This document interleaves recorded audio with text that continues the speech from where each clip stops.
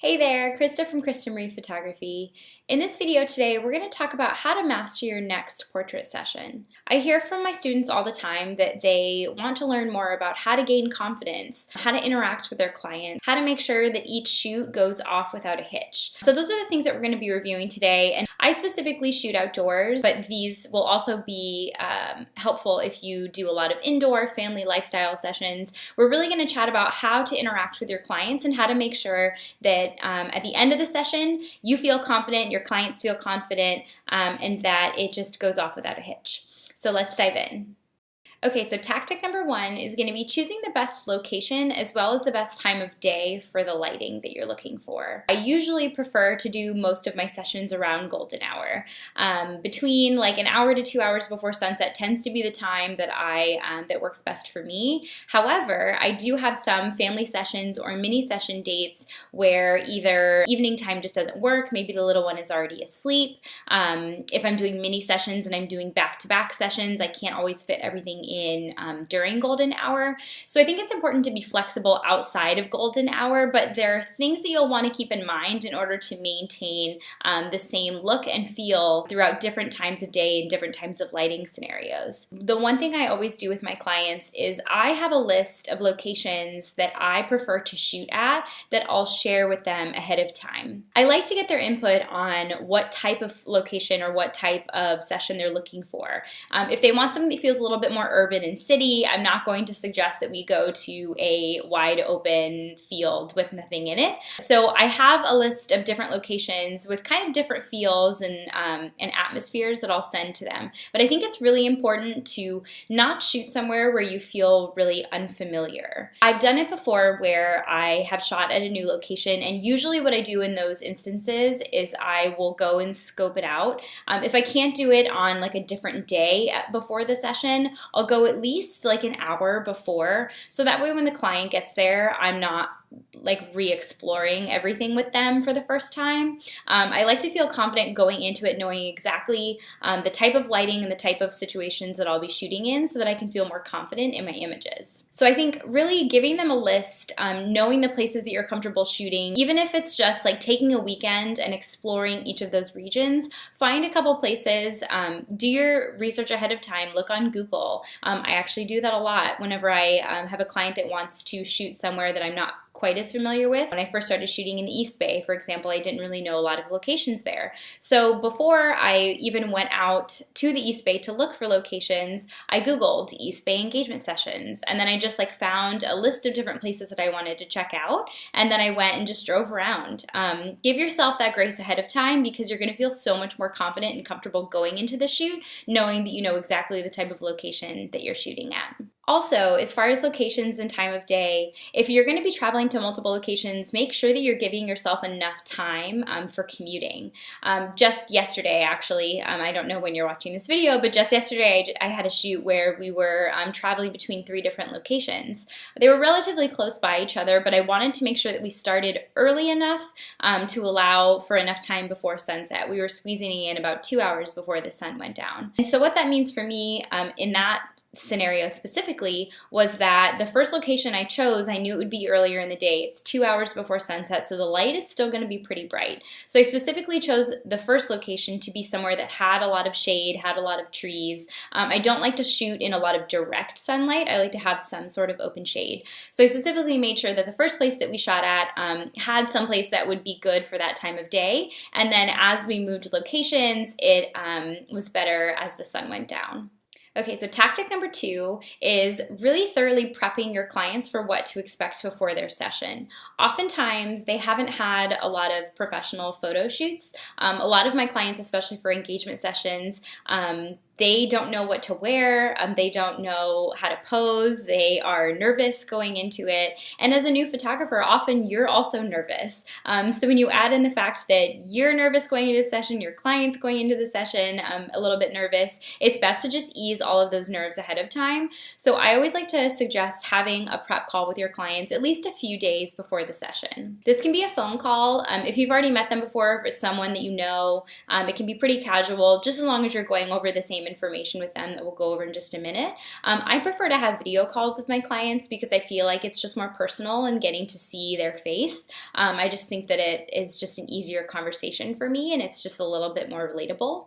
But I always make sure that I prep them ahead of time. The questions I often get asked the most is, what should we wear? If we haven't confirmed a location, we'll confirm it at that time, especially if it looks like there might be rain or bad weather. It's best to have this a couple days ahead of time just to make sure that everyone's on the same page. And I also like to share with them a link to a Pinterest board if they are really concerned about not knowing what to wear or not knowing what colors will look well with the scenery. I like to always prep them. If you're going to be in a woodsy outdoor atmosphere where there's a lot of trees and a lot of green, I try to stray away from having too many greens, browns, even like blues. They can kind of just blend into the background, so I'll suggest that they wear either something a little bit brighter or a pop of white or anything like that. But I think really just thoroughly prepping them will help them feel more comfortable. I also let them know to wear something that they've worn before. If they have a new outfit that they want to wear on the day of the session, have them wear it at least for a few hours around the house ahead of time. If something is uncomfortable and feels new, they're going to feel uncomfortable in it, and I want to make sure that they are as comfortable as possible to make sure that the images feel the most natural. The bottom line here is really to just make it super easy for them. Answer any questions that they have before they even have time to ask you them. So think about if you were a client going into a session for the first time, what are the things that you would be thinking about? What would you be nervous about? Ask some of your friends if you're going to be doing a shoot for them. What are they thinking about? What are the questions that they're asking you? Really just provide them with all of this information ahead of time. It's not only going to build their trust in you as a photographer because you're giving them direction already before you even start shooting, but it's also just going to help ease their nerves, and they're going to go into the session feeling so much more comfortable knowing that they picked the right outfits, that it is the right time of day, and that the session is going to just be fun and relaxing. So speaking of fun and relaxing, that brings me into tactic number 3. I always like to start off my session letting my clients know this is going to be fun. We're going to have a really good time. It's no stress. I'm going to give you all the information you need. We're really just here to have fun and take some photos. I think that does wonders at the very beginning. How you set the tone when you first meet them on location is going to really set the feel for the entire session. So give them a couple of minutes, just let them know that it's going to be really fun. I also like to give them pointers in the very beginning, not to overwhelm them, but just to kind of help ease their nerves and something to think about during the session. And some of these things include, I like to remind them, during the session, if something feels uncomfortable, if you get into a pose or a position that feels uncomfortable, let me know, let's change it up. I also let them know some actual tactical pointers as far as when you're putting all of your weight in both of your feet equally, you tend to look very stiff. So just during the session, try to relax one of your legs, try to relax your feet, stand in a position or in a way that just feels comfortable. So my next tactic is once you actually start shooting, to start with a wider angle lens or to just start further back and take some wider photos. Imagine if we started this video and I was very uncomfortably close to the camera. It would make you feel uncomfortable. It would make me feel a little bit uncomfortable. It's the same thing for your clients. So even though I love the really intimate close-up images of my couples, I don't start off my sessions like that because I know that they're going to immediately feel too awkward in front of the camera. So I really take the first few minutes, I shoot from further back. I have some really easy, natural, relaxed poses. So holding hands, looking at me, holding hands, looking at each other, leaning in, nuzzling up, getting close, really just giving them that space to start to get comfortable. It kind of helps to ease their nerves. I also like to use that time for a little bit less direction. Since I am shooting further back, you can let them know, talk to each other a little bit. They might talk about how awkward and uncomfortable they are, but at least they're talking. It might get them laughing. But really just giving them that space in the beginning to be able to get comfortable and get used to the camera. One of the other things I really like to do with my couples to kind of help get them comfortable is adding movement into my images. So as much as I love the model styled poses, those can be good, especially towards the end of the session if you feel like your couple is there or that the session is kind of in a way that you can make it more styled. But one of the things I find that works better to keep that natural organic look is having them interact with each other. If it's a family, having the dad or the mom throw up the little one in the air and like catch them or put them on their back or put them on their shoulders. It tends to just add that movement and that real life look that you don't necessarily get with the really styled photos. For a couple, I like to have them nuzzle up to each other, give each other Eskimo kisses, give each other a kiss on the cheek, or have one of them give like a kiss on the shoulder.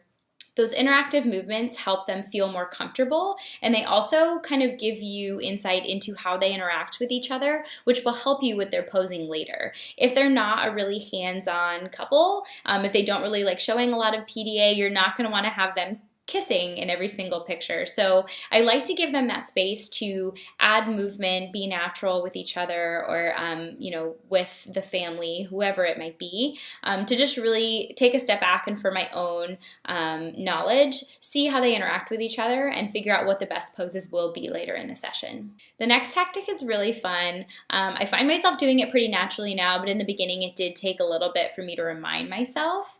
But constantly tell your client how amazing they look. This looks great. Oh my gosh, you're such a natural. Oh my gosh, the lighting here looks so good. Oh, hold that pose for just one more second. I love that. I want to make sure I can capture it. These are all things that help your clients feel more natural. They feel like they're doing something right and that they're posing, in a way that looks flattering and looks good in the camera.